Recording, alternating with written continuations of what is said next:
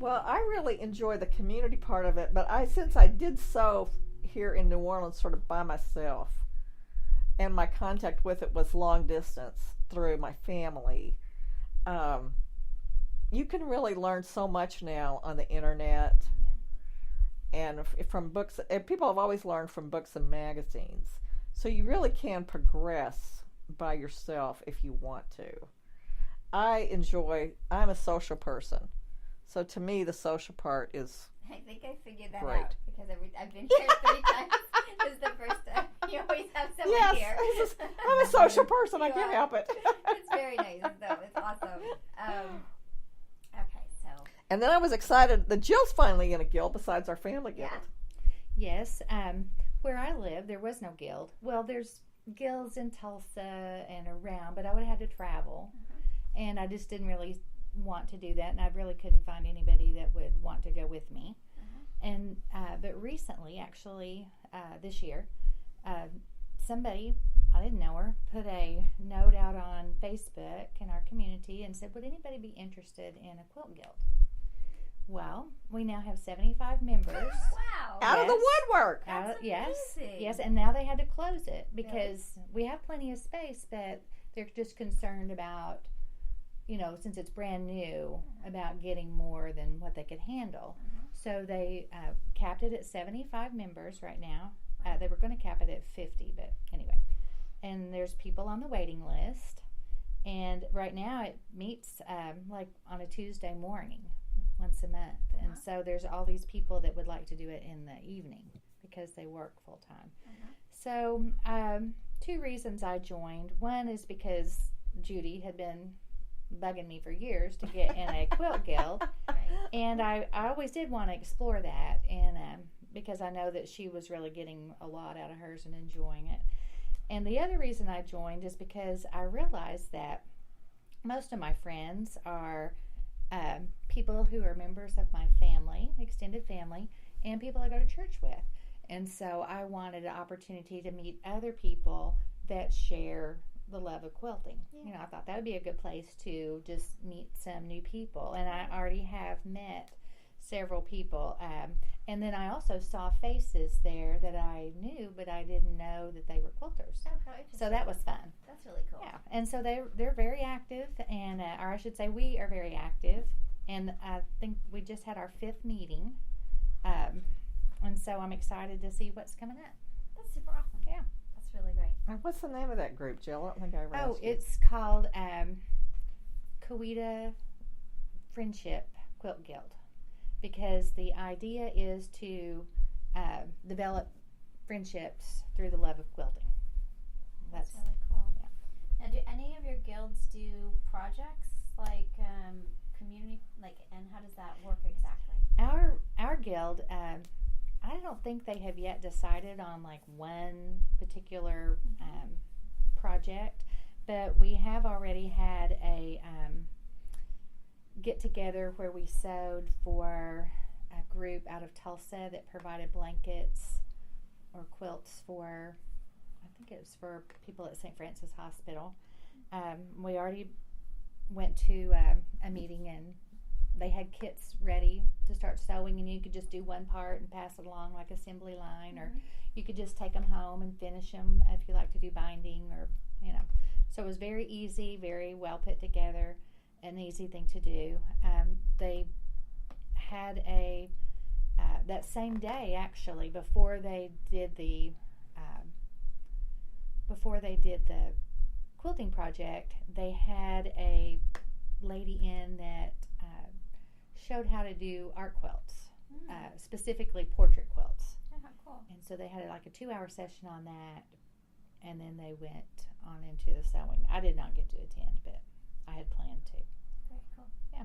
And they also do demonstrations and things in the guild. After the meeting, it breaks out into a round robin with different tables, learning different techniques or observing different techniques. Very cool. Yeah, it's fun. All right, tell me about your family guild. It's the only first time I've ever heard of family guild. Us too. Yeah. I would say that do you have a name for the family guild? Claxton Family Quilt Guild. it used to be Claxton Ladies Quilt Guild, but we have a couple of men that in our family that have quilted, so they changed it to Family Quilt Guild. And our great-grandmother, Maud Claxton, was an avid quilter. She's the one that we didn't really observe quilting, but we own her quilts. And I remember her making me aprons and little long skirts when I was probably 4 or 5. And I still have those. But as far as seeing her quilt, we didn't. But we grew up with them in our house. Yes. So Our mother had them. Yeah. The head of our quilt guild, our cousin Julie Brown, she, though, grew up watching Grandma Claxton quilt. Like under the table at the church when the ladies were all around during the quilting bee, weekly. She grew up there, and so she is the one out of our entire guild that has quilted all along. Since she was a young girl, she quilted. And she taught her daughter. Yeah, Holly. But our great-grandmother Claxton, she died, years ago, back like in 1960, I'm going to say 67, she passed away. Well, our quilt guild really comes from her, but her 2 daughter-in-laws, Delia and our mammy, Ruby Claxton Hunt. And so the descendants of those 2 daughter-in-laws are the ones that are in our guild. The 2 sides. So there's like 2 factions, but we're all one guild. But we have Ruby's Remnants. Which is our side. Yeah, our side, our mammy side. And then we have, I don't know if they even have a name, the other side, my Aunt Delia's side. And these were our great aunt, my grandmother, and then our great aunt. And our great grandmother had a huge family. So that's one reason why there's so many people. But we're all descendants of these 2 daughter-in-laws. And so one day Julie called me up and asked me what I thought about getting some of these women together in our family to make up a guild, because several of us were picking up quilting. Right. And she was thrilled. And so before too long, we had, right off the bat, we had probably 17, 18 people that were interested. And she took off, and we had our first family project. She picked out a quilt block or a quilt.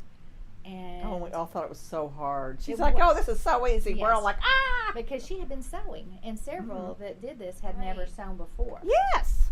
Had never sewn at all. Bought their first sewing machines. It was called the confetti quilt. I think that's what it was. But it wasn't easy pattern. It had multiple pieces to the block. And anyway, it was just new techniques that we had to just go in. And did you ask her when you struggled, or like was there any, or you just kind of worked it out on your own? She lived in Oklahoma City. Yeah. So this has all been largely done by the internet. I mean, by, through a Facebook and several group. live out of state. We're not like in close proximity. So she picked 2 colors. It was going to be pink and green. You could pick out your pinks and greens. The squares were supposed to be, I think it was, I'm going to say 12.5-inch finished square. And the thing about doing a family quilt was everybody was to make, let's say, 17 blocks, or probably 20 blocks. It's something that you could put together. Right. And so everybody made their blocks, and then we traded so that everybody that made blocks got one from each family member. Yeah, mailed them to Julie. We mailed them to Julie. She distributed them. And at that time, she did a lot of work on them. She's learned now. Yeah. She Not to actually do all took that. some apart. Really? Yes. Yes. Yeah. And when Worked we on got that. them, we learned, their 12.5 inches isn't the same as my 12.5 inches. Theirs is more like 14 inches. So there was a lot of, That how is do we how put I this learned to trim up together? blocks. Yeah, or how to put a border around a block. Yeah. Right.